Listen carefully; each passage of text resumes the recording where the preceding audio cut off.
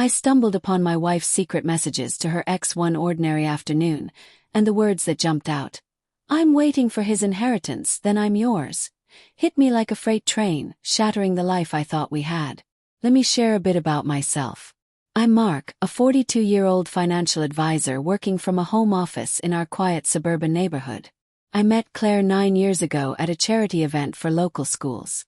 She was volunteering, organizing donations with this effortless charm, and we got talking about our shared interest in community work. Our first real outing was a volunteer day at a food bank, where we sorted boxes and ended up grabbing lunch, laughing about our sore backs. Things felt solid right away.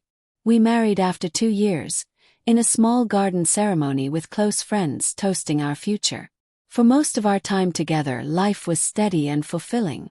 We lived in a comfortable house with a kitchen we remodeled ourselves, her picking the paint colors while I handled the cabinets. Mornings started with her making oatmeal bowls topped with fresh berries, and we'd sit at the table discussing the news or my clients' quirky stories. Evenings often meant her curling up with a book while I reviewed reports, or us taking the dog for a walk around the block, planning simple weekends like hikes or movie marathons. We dealt with typical couple stuff, such as debating how to spend our savings or who should handle the yard work, but we'd always resolve it with calm conversations and a shared glass of wine. Claire was my anchor, the one who'd surprise me with handwritten cards on tough days, and I trusted her completely, believing we were partners through thick and thin. Small changes started showing up a few months back, things I initially wrote off as normal shifts. Claire began spending more time on her phone, often in the evenings, typing away with a distant look. If I asked what was so interesting, she'd say it was just catching up with old friends from college. I nodded, not wanting to seem nosy, but noticed how she'd lock the screen quickly when I walked by. Her job as a school counselor kept her busy, but suddenly she had more late meetings or parent conferences that stretched into the night. She'd come home tired but oddly energized, her perfume a touch stronger than usual. One weekend, I suggested a spontaneous dinner out like we used to do, but she hesitated. "I'm wiped out, Mark."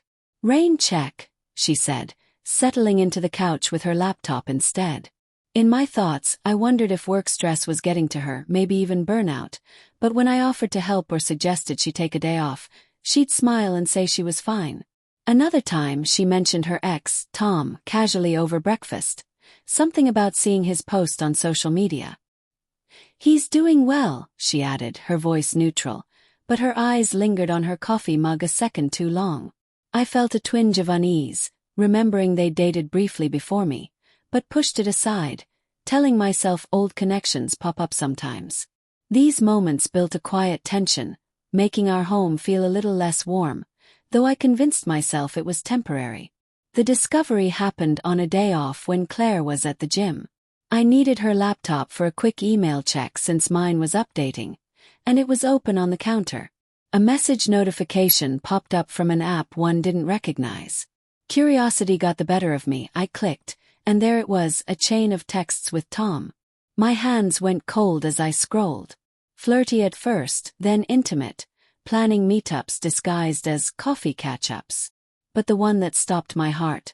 "I'm waiting for his inheritance, then I'm yours."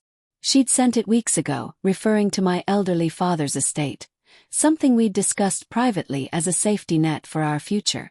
Tom's reply was eager. "Can't wait, babe. We'll start fresh." The room spun.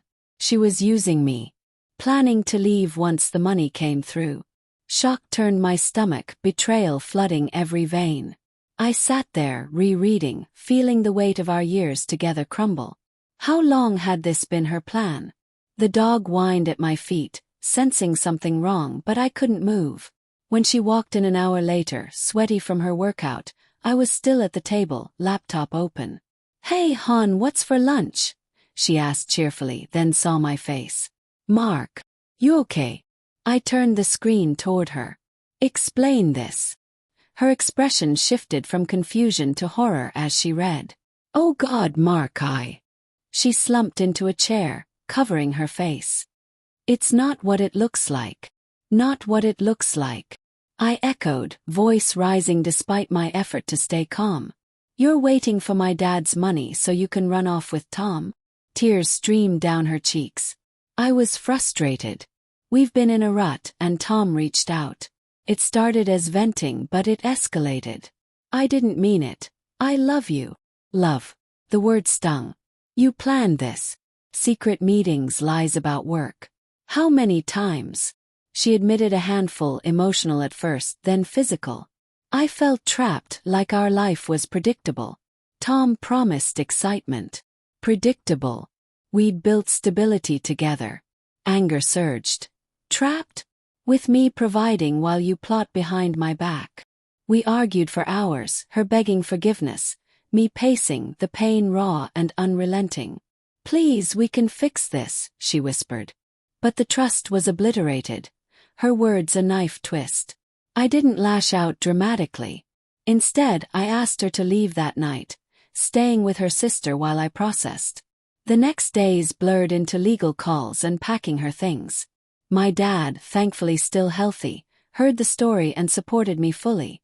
I filed for divorce, protecting the inheritance she'd eyed. Quiet revenge in ensuring she got nothing extra. Heartbreak lingered, nights alone replaying memories, questioning how I missed the signs. Therapy helped unpack the grief, the self-doubt about being enough. I sold the house, moved to a smaller place near work, and focused on rebuilding. Joining a book club, traveling solo to places we talked about. Claire tried contacting me once, full of remorse, but I blocked her, choosing closure over chaos. Tom. Their fling fizzled fast, from what mutual friends shared. Uncovering those messages didn't just end our marriage. It freed me from an illusion of love built on sand.